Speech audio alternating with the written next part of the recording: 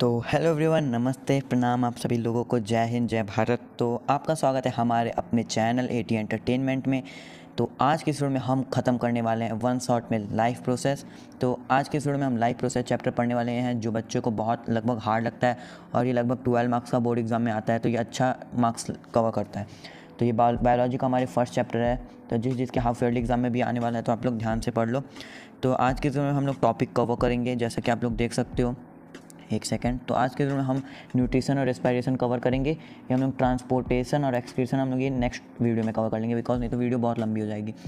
तो बिना किसी देरी के चलो इस चैप्टर को स्टार्ट करते हैं। तो अच्छे से आप लोग आराम से बैठ जाओ। तो चलो कलर दूसरा ले लेते हैं। तो पहले आप लोग देखो, व्हाट इज़ लाइफ प्रोसेस।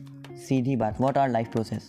देखो, पहले मैं आपको डेफिनेशन बता दूंगा, उससे पहले आप जानो क्या होता है कि जो भी काम आपको करना होता है लाइफ मेंटेन करने के लिए, इस अर्थ पे सर्वाइव करने के लिए, तो आप लोग ये पढ़ो। The various basic functions perform by living organism to maintain their life on this earth called life process. जो भी काम आप करो और उससे आप इस अर्थ पे सर्वाइव कर पाओ, जो भी काम रिक्वायर्ड है, जैसे खाना खाए बिना आप सर्वाइव नहीं कर पाओगे, पानी पिए बिना सर्वाइव नहीं कर पाओगे, ऑक्सीजन लिए बिना सर्वाइव नहीं कर पाओगे। तो जिस काम के बिना आप सर्वाइव ना कर पाओ उसे लाइफ प्रोसेस कहते हैं। ओके, तो अब आप लोग और देख सकते हो। The basic life process common to all living organisms are as follows: nutrition, respiration, transportation and excretion। ये होते हैं 4 बेसिक नीड्स जो हर लिविंग ऑर्गेनिज्म को रिक्वायर्ड होती है इस अर्थ पे सर्वाइव करने के लिए। तो आप लोग इस पर स्टार लगा लेना। ओके, ये बहुत इंपॉर्टेंट है, ये चारों आप लोग प्लीज़ याद कर लेना। ओके, तो चलो आगे बढ़ते हैं।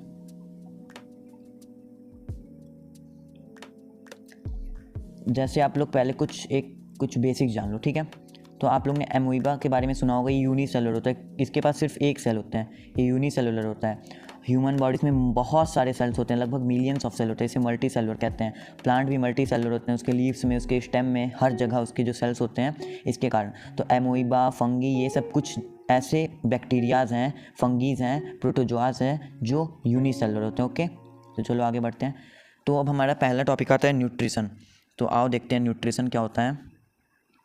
The process by which a living organism obtain and utilize food is called nutrition। देखो, न्यूट्रिशन सिर्फ ये नहीं होता है कि आप लोग खाना खा लिए, उसे न्यूट्रिशन नहीं, उसे इजेशन पढ़ते हैं हम, उसे आगे पढ़ेंगे इंजेशन, ठीक है। तो देखो, न्यूट्रिशन ये होता है, उस प्रोसेस को कहते हैं जिस प्रोसेस से आप खाना खाते हो और वो खाना आपके शरीर को लगता है, यूटिलाइज होता है। यूटिलाइज ऑफ फूड मतलब खाना आपके शरीर में लगना, उसके बिना इसको आप ये नहीं कह सकते हो कि आप न्यूट्रिशन लियो। न्यूट्रिशन का मतलब होता है सीधी भाषा में वो प्रक्रिया जिससे आप खाना खाओ और वो आपके बॉडी में लगे, यूटिलाइज हो, उसे कहते हैं न्यूट्रिशन। तो न्यूट्रिशन में कुछ एग्जांपल्स हो जाएंगे, जैसा कि आप देख सकते हो, एनर्जी, यूटिलाइज होगा खाना तो एनर्जी मिलेगी। ग्रोथ एंड डेवलपमेंट, बिना खाना लगे ग्रोथ एंड डेवलपमेंट नहीं होगी। Repair and damage of tissue, आपका कहीं हाथ कट जाता है तो जो ब्लड क्लॉटिंग होती है वो इसी के कारण होती है। अगर आपके पास एनर्जी ही नहीं रहेगी तो कैसे क्लॉटिंग होगी।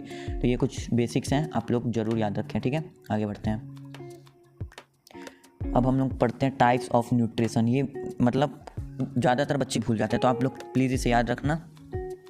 There are 2 type of nutrition, autotrophic and heterotrophs. Autotrophic nutrition and heterotrophic nutrition, आप लोग को नाम से ही पता चलेगा। ऑटोट्रॉपिक मतलब जो अपने मन से हो, ऑटोट्रॉप जो अपने मन से हो, सेल्फ, उसे ऑटोट्रॉपिक न्यूट्रिशन कहते हैं। हेट्रोट्रॉपिक जिसमें हमें कुछ नीड हो। तो चलो इसका डिफिनीशन पढ़ते हैं। देख सकते हैं, an organism prepare their own food, जो ऑर्गेनिज्म अपना काम खुद कर ले, अपना खाना खुद बनाए, उसे कहते हैं ऑटोट्रॉप्स। और heterotrophs, an organism are dependent on other organism for food. देख लो, सीधी बात, जो अपना खाना खुद बनाए उसे ऑटोट्रॉप्स, जो अपना खाना के लिए किसी पे डिपेंड है उसे हेट्रोट्रॉप्स, ठीक है। तो जल्दी करते हैं, आगे बढ़ते हैं। देखो, ऑटोट्रॉप्स न्यूट्रिशन 2 टाइप्स के होते हैं। एक फोटोसिंथेटिक ऑटोट्रॉपिक न्यूट्रिशन, जैसे ग्रीन प्लांट हो गए जो सनलाइट से अपना खाना बनाते हैं, लीव्स से। आप लोग को फोटोसिंथेसिस के बारे में पता ही होगा ना, जिसको नहीं पता है कमेंट कर देना, मैं इसके लिए स्पेसिफिक वीडियो बना दूंगा। फोटोसिंथेसिस से प्लांट फूड बनाते हैं और फूड से उन्हें ग्लूकोज एनर्जी मिलती है। ओके, ग्रीन प्लांट में क्लोरोफिल प्रेजेंट होता है जिसके कारण वो ग्रीन दिखते हैं और फोटोसिंथेसिस कर पाते हैं, ठीक है। चलो आगे बढ़ते हैं। और ये दूसरा एग्जाम्पल ऑटोट्रॉपिक न्यूट्रिशन का, कीमोसिंथेटिक ऑटोट्रॉपिक न्यूट्रिशन, जिसमें केमिकल होता है। देखो, इसका एक एग्जाम्पल बहुत अच्छा है जो आपके सामने है, पर्पल सल्फर बैक्टीरिया। आपको बोर्ड एग्जाम में जरूर पूछेगा, तो ये लिख के आ जाना, पर्पल सल्फर बैक्टीरिया। ओके, तो चलो आगे बढ़ते हैं। हेट्रोट्रॉपिक न्यूट्रिशन, तो गाइज ये है थोड़ा सा हार्ड, इसको आप ध्यान से देखना, ठीक है। तो चलो, हेट्रोट्रॉपिक न्यूट्रिशन 3 टाइप के होते हैं। हेटरोट्रॉपिक न्यूट्रिशन 3 टाइप के होते हैं, पहला होलोजोइक, दूसरा सैप्रोफिटिक एंड तीसरा पैरासाइटिक। तो देख सकते हो अभी आपको एकदम क्लियर हो जाएगा, डोंट वरी। तो देखो होलोजोइक वो होता है the organism feed by ingesting solid organic material matter which is then digested and absorb into their bodies. देखो होलोजोइक वो होता है जो अपने मन से दूसरों पे डिपेंड होकर खाना लें। जैसे हम ह्यूमन हो गए होलोजोइक, जो खाना खाते हैं अपने हाथ से, उसे इंजेस्ट करते हैं फिर उसे बाहर निकालते हैं, ठीक है। तो देखो इसमें कुछ एग्जांपल्स आ जाएंगे। हर्बीवोरस एनिमल्स पता है आपको कौन होते हैं? हर्बीवोरस जो सिर्फ प्लांट खाते हैं, those who only eat plant. Carnivorous जो सिर्फ मीट खाते हैं, सिर्फ नॉन वेज। एंड ओमनीवोरस जो बोथ, दोनों प्लांट एंड एनिमल दोनों को खाते हैं, ओके। चलो आगे बढ़ते हैं। सैप्रोफिटिक ये भी बहुत आसान है, आप लोग 1 मिनट में समझ जाओगे। देखो सैप्रोफिटिक न्यूट्रिशन बहुत आसान है। Feed on dead and decaying, बस ये लाइन याद कर लो, डेड एंड डिकेइंग। जैसे कोई जानवर मर जाता है तो उसकी डेड बॉडी पे बहुत सारे मक्खी लग जाती है, ठीक है। तो ये एक टाइप की बैक्टीरिया होते हैं जो सिर्फ आते हैं मरे हुए जानवर को खा लेते हैं, ठीक है। इन्हें कहते हैं सैप्रोफिटिक न्यूट्रिशन। जैसे इंक्लूड बैक्टीरिया, फंगी, किसी के बॉडी पे लग जाते हैं। तो इसका बेस्ट एग्जांपल है ईस्ट, ब्रेड मोल्ड, मशरूम, ये सब मरे हुए चीज़ों को खाया जाता है, ठीक है। चलो आगे बढ़ते हैं। पैरासिटिक न्यूट्रिशन, इसे पैरासाइट न्यूट्रिशन कहते हैं, ठीक है। चलो तो ये देखते हैं ये क्या है। Obtain nutrition from living organism, the parasitic obtains nutrition by living organism, external parasite और internal parasite on body of the host, ठीक है। तो देखो इसमें आप सबसे पहले एक चीज़ जान जाओ कि ये पैरासिटिक अगर किसी को खाते हैं, मतलब ये देखो इसका एग्जांपल से आप जान जाओगे। एग्जांपल देखो लीच, टिकल्स, लीच, टैपवॉर्म, लाइस, ठीक है। तो ये हमारे हेयर्स में रहते हैं, बॉडीज़ में क्या कहते हैं, डॉग्स के लग जाते हैं। देखो ये हम लोग के बॉडी में रहते हैं, ठीक है। हम लोग के हेयर में से ब्लड लेते हैं, ब्लड सक करते हैं हम लोग के हेड में से। देखो हम लोग के हेड में से लेते हैं, किसी और पे डिपेंड है, पहली बात ये। दूसरों पे डिपेंड होकर लेते हैं बॉडी ऑफ द होस्ट, दूसरे पे डिपेंड होकर लेते हैं इंटरनल या एक्सटर्नल, दोनों तरीके से ले सकते हैं। कुछ जैसे बैक्टीरिया बॉडी के अंदर चल जाते हैं तो वो लोग इंटरनली हमें क्या कहते हैं, हार्म करते हैं, और ये सब हमें लाइस, लीच, ये सब एक्सटर्नली हार्म करते हैं। ये हमारे बॉडी पर रहते हैं, हम ही से ब्लड लेते हैं, हम ही ने न्यूट्रिशन देते हैं, और ये हमें बिन मारे अपना पेट भरते हैं, ठीक है। तो ये बहुत अच्छा एग्जांपल है, ये सब आप एग्जांपल याद कर लेना। और एक प्लांट है, प्लांट जिसमें क्लोरोफिल नहीं होता है, ये एक्सेप्शन है। तो कसकटा उस प्लांट का नाम है जिसमें जो पैरासाइट करता है, पैरासाइटिक प्लांट है, और बिकॉज उसमें क्लोरोफिल नहीं होता है, ठीक है। तो आप लोग प्लीज़ इसे नोट्स करते जाना साथ साथ। तो अब बारी है ऑटोट्रॉपिक न्यूट्रिशन की। तो देखो प्लांट को कुछ रॉ मटेरियल चाहिए अपना खाना बनाने के लिए, फोटोसिंथेसिस करने के लिए, ठीक है। तो वो 4 रॉ मटेरियल लगभग लेता है। पहला कार्बन डाइऑक्साइड, उसे एयर से मिल जाती है। वाटर चाहिए जो सॉइल द्वारा प्रेशर लगा के आता है। लाइट जो सन है अपना सन भाई, वो लाइट दे देता है। और क्लोरोफिल जो उसमें प्रेजेंट होता है क्लोरोप्लास्ट के अंदर, ठीक है। तो ये रॉ मटेरियल थे। अब क्रॉस सेक्शन ऑफ लीव है, ये आपको इस पर ज़्यादा फोकस करने की ज़रूरत नहीं है।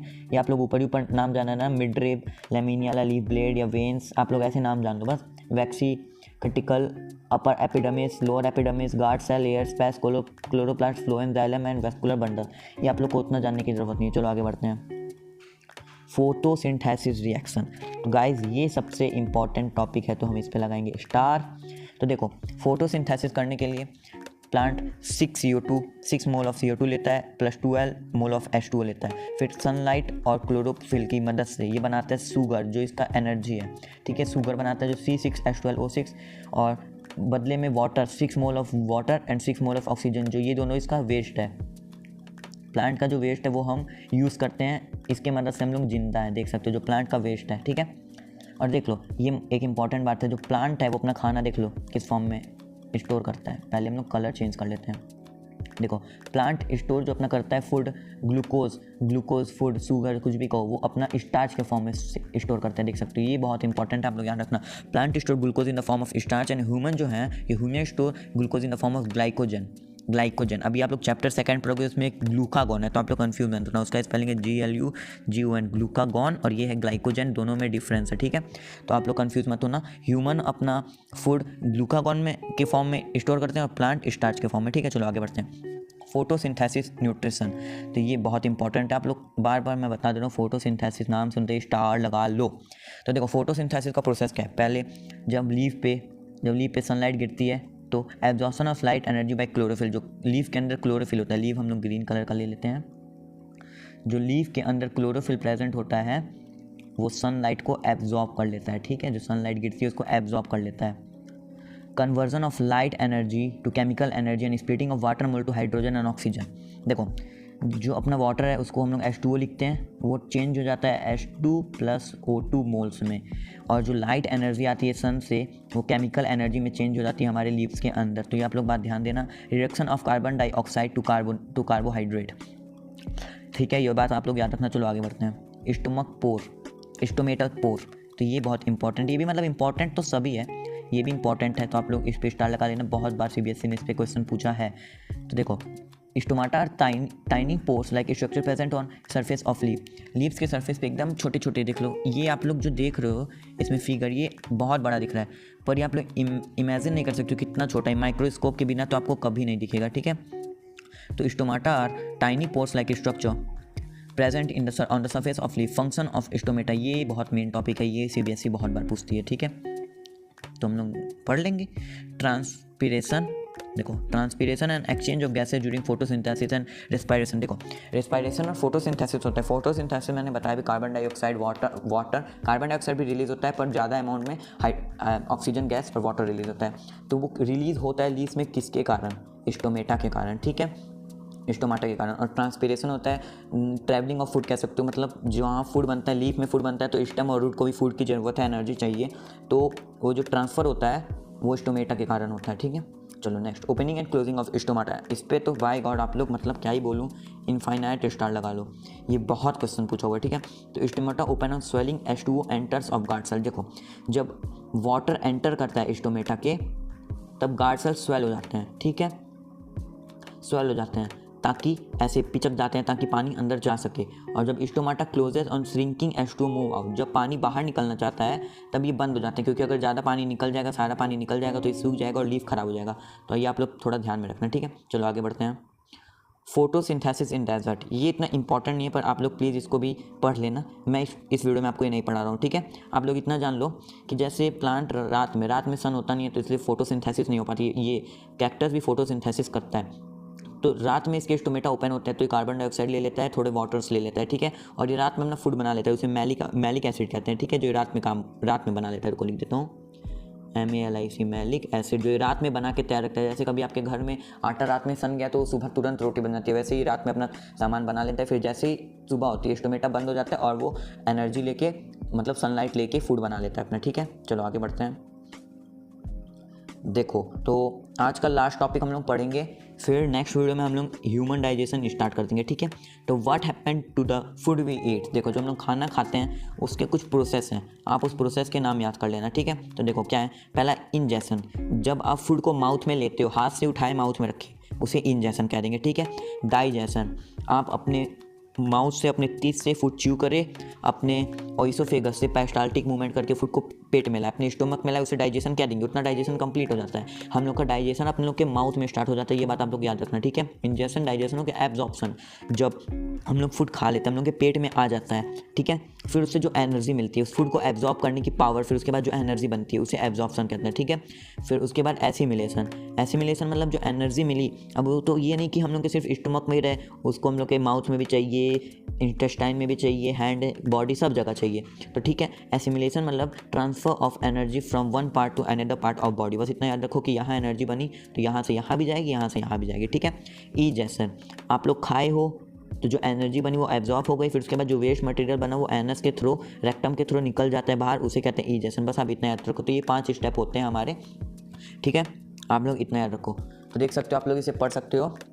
Ingestion, the process of taking food को लेना माउथ में, उसे इंजेशन कहते हैं। Digestion, break down of food into smaller component that can be absorb in the blood stream. देखिए आप लोग जैसे ही पेट में गया, स्टोमक में गया, उसे ब्लड स्ट्रीम में जाने के लिए रास्ता मिल गया, तो उसे कहते हैं। जैसे हम लोग कॉम्प्लेक्स शुगर खाते हैं, ठीक है, उसे माल्टोज में कन्वर्ट करने को भी आप कह सकते हैं digestion. Absorption, the process of absorbing of food, जो डाइजेस्ट हुआ है फूड उसको एब्जॉर्ब करना। Assimilation, utilizing of digest food from energy and growth.